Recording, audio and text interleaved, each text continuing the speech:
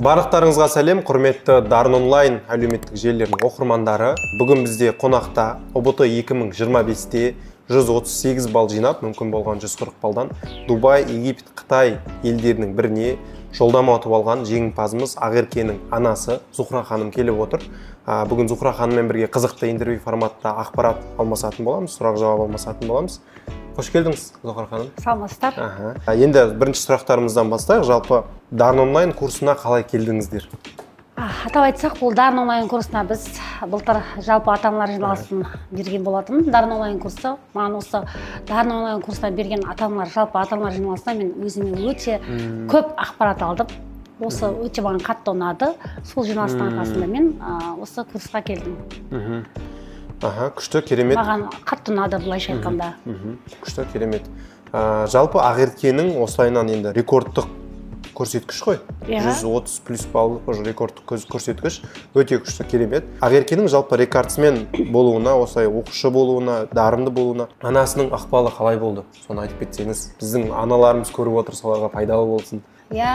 Қандай ата-ана болмасын, баласының жоғары деңгейге көтерілгені қандай ата-анаға болсын қуаныш қой. Менде 138 балл жинағаныма өте, қалай айтсам болады, оны жеткізе алмаймын, былай айтып ше, қуаныштан енді. Бұл да бір Алланың несі шығар. Бірінші Алла, екінші осы курстың арқасы дейміз. Ықпалым жаман емес деп ойлаймын. Барынша тырыстым. Айтып отырамын ақылымды, қызым оқысаң адам боласың деп бәрі ақылымды айтып, солай отырдым қызыма. Енді бұл баланың ынтасына да байланысты деп ойлаймын бір шетінен. Оқимын деген бала қандай курсқа барсын, қандай жер болсын, қандай мектеп болсын, қандай орта болсын, оқимын деген бала өзінің несі болса, алып шығады барлығын. Мен қызыма сендім, ол менің үмітімді ақтайтынына өте сендім болашақта. Жаман емес, былай жақсы, бар енді шамам келгенше жағдайын жасадым қызымның. Күшті, керемет. Бақшаба ма, бапшаба емес, екеуі де қатарынан шапты дейсіз ғой. Екеуі де қатарынан шапты. Күшті, енді дайындық кезінде қалай болды жалпы Ақерке енді? Мен өзім көрдім негізінде, тікелей эфирден сұрадым да, тоже себебі айтты. Инстаграм, тикток бәрін өшіп тастағанмын, кәдімгідей кірдім сол нәрсеге. Екінші ұбытын тапсырып бітемін, сразу содан кейін барып Инстаграм тартамын деген. Кәдімгі тікелей эфирде айтып жатыр да солайынан. Күшті, сондай нәрседі естідім. Енді сіз жанында болғаннан кейін, анасы болғаннан кейін білесіз ғой, қалай дайындық болды, біздің оқырмандарымызға да пайдалы болсын. Дайындық өте керемет болды қызымның. Өзім аздан кешкен жұмыстамыз ғой енді. Сол жұмыста келгеннің өзінде кешкі уақытта қадағалаймыз ғой енді. Не істеп жатыр, қалай былай оқып жатыр ма деген сияқты. Әр ата-ана өзінің баласын солай отырады ғой, қадағалап. Барсам, бөлмесіне кірсем әйтеуір сабақ оқып отырады, ешқандай несін жібермейді. Тікелей эфирлерін қашан көрсем тамақ деп кейде шақырасыз, мама тікелей эфир болып жатыр, сабағыма қатысып алайын, маған алып қоя сал деген сияқты. Сондай өте жақсы оқыды қызым. Рахмет қызыма өте. Сол оқудың арқасында, еңбектің арқасында осындай 138 балл жинап отыр. Күшті, керемет, өте жақсы көрсеткіш. Енді осындай сұрақ болып тұр да менде. Балаңыз үшін бір уайымдаған сәт болды ма, сондай бір қобалжытатын сәт болды ма? Әрине ол кез келген ата-ана, мен орнында болса да ата-ана, кез келген ата-ана баласын уайымдайды. Кез келген ата-ана болды әрине. Қалай болады екен, бұл Дарын курсына бергенім дұрыс болды ма деген сияқты да ойлар болды. Жоқ, Аллаға шүкір, қуаныштымыз өте. Рахмет сіздерге. Осындай білім беріп, жаңағы байқаймын ғой, оқытушылар сабақ беріп жатқан қыздарды, балдарды өте жоғары деңгей. Рахмет айтам, тағы да үлкен құрметімді айтам сіздерге. Рахмет, тек рахметтен басқа ештеңе айтпаймыз. Енді үйде Зухра ханым Ақеркені қалай еркелетеді, немесе қалай қолдау білдіреді, соны айтып беріп беріңіз. Мен қызымды Аконяйым деймін. Аконяйым, бұл менің тұңғышым. Үйімнің ең үлкені Ақеркем, одан кейін 3 сіңлісі бар. Енді біздің әкеміз де дүниеге болып кеткен. Енді Алланың қалауы солай шығар. 4 қызым бар, Аллаға шүкір, осының 4 қыздың үлкені, тұңғышым. Ақылымды айтып отырамын Ақеркеге, сен қалай болсаң, артындағы сіңлілерің солай болады, қызым. Жалпы өте бауырмашыл. Бір жағынан сіңлілерін де ойлайды, менің де жағдайымды ойлап солай отырады. Қызыма өте мен жаман тәрбие бердім деп ойламаймын. Жақсы. Аконяйым, жаным, тұңғышым, тұла бойында тұңғышым деп еркелетемін. Күшті, керемет. Осындай сәттерде қалай қолдау білдіресіз?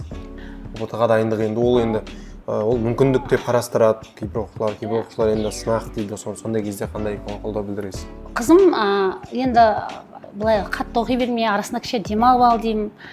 Кейде ана өзім жаным ашып кетеді оқып жатқан кезде ше. Кішкене демалып ал, қатты енді неғып кетпе деймін да, беріліп. Қолдау көрсеткенде енді әр ата-ана баласының жақсы болғанын қалайды ғой. Оқысын деп неғыламыз. Яғни былайша айтқанда қандай жаңа керек құралдарын бәрін әперіп отырдым. Әйтеуір шамам келгенше мама осындай керек, осындай кітап керек болып жатыр, болды қылсын деп бәрін шамам келгенше бәрін әперіп, қолдап, еркелетіп, бәрі білген немді айтып отырдым қызыма. Күшті, керемет. Жақсы сөзіңді. Иә. Ананың қолдауы енді ең маңызды қолдаулардың бірі ғой. Сондықтан сізге үлкен рахметімізді айтамыз. Осылай қолдап, енді жемісін көріп жатырмыз ғой қазір. Рахмет сізге. Енді Әлде де көреміз дейміз, жемістің Құдай қаласа. Енді бұл бастамасы ғой. Енді мына қадам басып, үлкен өмірге мектебін аяқтап, Аллаға шүкір 6 медальға бітіріп, 138 балды жинап, өте үлкен нәтиже көрсетіп жатыр. Тіл көзім тасқа, енді одан әрі оқуын жалғастырып, Құдай қаласа үлкен Қазақстанның Астанадан бір үлкен дәрігер болады деген үміттемін. Сол үмітімізге жете берейік, Құдай қаласа. Амин. Айтқаныңыз келсін, енді келесі сұрақтарымыздың біріне көшсек, рұқсат болса. Дарын онлайн сіздерге несімен ұнады жалпы? Енді өзіңізде көрген шығарсыз, былай байқаған шығарсыз, не нәрселер сіздерге былай ұнады?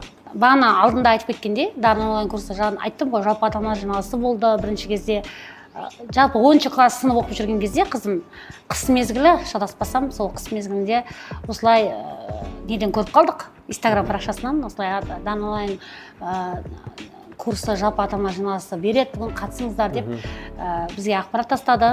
Сол жиналысқа мен қатысып көрейінші, қандай курс екен деп, сол сілтеменің басы мен қатыстым ата-ана жиналысына. Ата-ана жиналысын жүргізген балаға мен өте риза болдым. Сөйлеу мәнері, жаңағы жүргізу мәнері, сөйлеу несі өте қатты ұнады. Тағы бір ұнағаны онлайн емес, офлайн емес, онлайн қатыстырыңыздар балдарыңызды. Өйткені сабақтан келіп офлайн барса балалар шаршап, онлайн жаңағыдай баланың несіне қарай уақытын жаңағы қойып береміз. Онлайн оқыса өте керемет жоғары білім алады деген соң, қызым айттым, қызым может онлайн қатысып көреміз. Қалай қарайсың? Былай мынау жиналыста айтып отқан рас қой, жаңағы жүргізіп отқан баланың. Может онлайн қатысамыз деп қызыма жаңа немді айтып, сосын сразу сілтемені басып, тіркеліп, осы жиналыс неге Дарын онлайн курсына қатыстық. Сосын жайлап енді қатысқаннан кейін, бір-екі рет қатысқаннан кейін сұрайсыз ғой енді, білім алып жатқан кейін, қызым қалай курс ұнап жатыр ма? Білім беріп жатқан мұғалімдер қалай? Саған ойынан шығып жатыр ма? Қалай ұнап жатыр ма? Болмаса басқа курс көреміз ба деген сияқты әңгіме болды арамызда. Жоқ, мама, бәрі жақсы. Бәрі ойдағыдай. Сәл қызым жаңағыда тікелей эфирге сабағына қатыспай қалса, сразу маған шығады оқытушылар. Мама, сіз бағыр екенің, қызыңыз сабаққа қатыспай жатыр, айтып жіберіңізші, қадағалап жіберіңізші деген сияқты сондай нелер айтылды. Рахмет көп. Мені осындай сабаққа қатыспай қалса іздеп, соны қатыстырып, осылай мұғалімдер өте жоғары деңгейде сабақ берді. Рахмет тағы да. Сол білім беру жағынан жаңағы маған қатты ұнады. Ата-аналар жиналысын жүргізіп, жалпы жиналыста айтылған, жаңа айтып отырмын ғой, жүргізген баланың жаңа несі маған қатты ұнады. Мотивация, сол жақсы кеңестері маған өте қатты ұнады, ойымнан шықты. Сол себепті мен қызымды осы курсқа беруге шештім. Күшті, керемет. Бізде айтып жатсыз ғой, жаңағы айтқан адам, эфирді жүргізген адам деп жатсыз ғой. Сол кісі бізде Азамат мырза. Азамат мырза жүргізген. Сіздерге Арафат есімді менеджер курсты ұсынған. Ол кісілерге де рахмет. Осылайынан енді бұл андай ғой, кездейсоқтық емес, негізінде бұл мүмкіндік та. Бір адамнан бір адамға беріледі. Одан кейін барып солайынан енді осылай енді нәтиже бұл Ақеркенің 140 балдан 138 бал жинау болып жатыр. Сіздердің ризашылықтарыңыз болып жатыр деген секілді. Шынайы рахмет сіздерге. Енді андай сұрақ болып тұр менде. Мен көрдім, біз сол күні өте қатты қуандық. Ақерке кәдімгі жұма күні еще. Жұма күні. Қасиет жұмада. Кешке мен денем тітіркеніп отыр қазір. Кәдімгі жазады біздің мұғалімдер. Тура мен сияқты болсыздар ғой. Мен де ана жұмыста жүріп, бұл қалай қызым қалай шығады екен, қалай немен шығады екен деген неде жүрдім мен де. Ойлаңызшы, кешке кәдімгі 6:30 болған, қалай болады екен, сөйтіп бір кезде жазады мұғалімдер. 138 балл шықты дейді. Ананы көреміз, барлық чаттардың барлығы ақтарылып, төңкеріліп жатыр кәдімгідей. Мұғалімдері Нұрай апай ше, Нұрай апай химиядан беретін. Жазып жатыр, Дана апайлар бар, жазып жатыр, қуанып кәдімгі 50-де 50 шықты, 50-де 50 шықты химиядан, 140-тан 138 шықты деп. Сол моментте біз сразу түсіндік. Дубай, Египет, Қытай жеңімпазы шықты, кәдімгі қуандық. Сөйтіп ертесінде қателеспесем эфир өткіздік уже, иә. Солайдан сразу құттықтау болды. Енді алып келе алмадық, себебі әр қаладан болғаннан кейін, біз Алматы қаласынан, сіздер Шымкент қаласынан болғаннан кейін, осылай мүмкіндігінше жеткізуге жасауға тырыстық. Суббота күні болайық дедік, сол енді келіспей қалып, сізге де сол жерде мен ерекше осы видеоны пайдаланып алғысымды айтқым келеді. Біріншіден Ақеркені тәрбиелеп шыққаныңыз, осылайынан жақсы тәрбие бергеніңіз үшін, жақсы білім бергеніңіз үшін, жақсы бағыт бағдар бергеніңіз үшін. Екіншіден осылай келгендеріңіз үшін уақытыңызды арнай бөліп, сәрсенбі күні мен ойладым, мә саған Зухра ханым келсе ме екен, қалай болады екен. Енді жұмыс уақыты ғой, енді біз де мазай алмаймыз. Бала үшін бәріне барамыз, келсеміз. Соны жеткізейін дегенім, жалпы өте күшті андай бір қызықты бір эйфория дейді, немесе бір аура болды сондай. Кәдімгі компанияның ішінде бәрі қуанып жүр, күліп бір-бірін. Сөйтіп сондай нәтиже, сондай қызықты моменттер болды. Жалпы бұл қызым қатысып жүрген кезде арасында жаңа не алады ғой, тест алады ғой. Тесттен де жоғары балл жинап жүрді қызым да. Сосын мұғалімдер де Дана онлайн жаңа сабақ беретін, курсынан сабақ беретін мұғалімдер де қызыма өте сеніммен қарады. Ақерке сен молодец, сен алып шығасың бәрін. Ол да бір не болған шығар қызыма жаңағы. Жігердің үстіне жігер қосып жаңағы талпындырған шығар деп ойлаймын да енді өзім. Жаңағы жетістікке жеткен сайын адам жетістікке жете берсем екен деп жоғарылай береді ғой. Сондай болған шығар бір шетінен деп ойлаймын. Сіздерге де рахмет, көп-көп. Рахмет. Мен 138 балл дегенде енді мен төбем көкке жетпей қалды. Бір елі жетпей қалды. Сізді енді мен... Даже мен жыладым. Не үшін жыладым? Мен қуаныштан жыладым. Өйткені ол бірінші неде ұбт-да 126 балл жинады ғой. Сонымен астренсі болмай, мама мен 126 баллға лайық емеспін деп өзі солай шықты. Мен айттым, сен не болып айтасың? Сен әлі бар ғой, сен мүмкіндігің бар, қызым, олай деме. Неге сен 126 балда өте керемет бал деп жатырмын да. Сол келесіде мен мама 135-те плюс аламын деп маған уәдесін берді. Сіз ренжімеңізші, мен осындай бал алғаныма деді. Жоқ, мен неге ренжимін деді, мен уәдесін берді. 135 плюс аламын деген қызым 138 бал алып. Бәрімізді қуантты. Өте күшті. Бірінші Алланың арқасы, екінші осы білім берген орта мектебі, өзінің Астардағы 90-шы мектеп, одан курстары қатысқан, осы Дана онлайн курсына рахмет. Сіздерге өте көп рахмет. Күшті. Мен анау А нүктесі және Б нүктесі дегенді көрдім да. Қателеспесем 79 плюс балл болды ше. Мен көргенімде. А нүктесін көрдік біз Ақеркенің, и Б нүктесін көрдік та.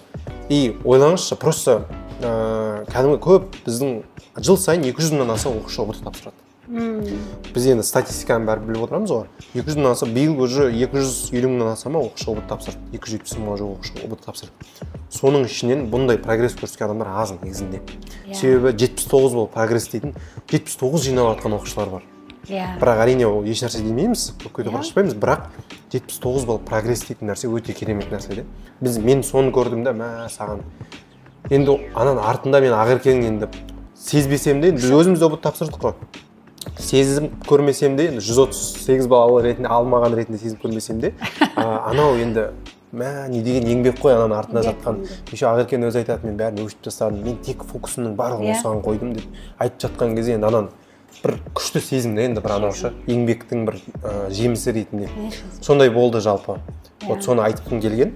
Енді аяқтап қалдық негізінде интервьюімізді. Бізді көріп отырған осы биыл 11 сыныпқа өткен, 10 сыныпқа өткен, келесі жылы тапсыратын біздің оқушыларымыздың ата-аналарына, оқушыларымызға жалпы қандай кеңесіңізді бересіз осылай рекордсмен қызымызды шығарған ретінде?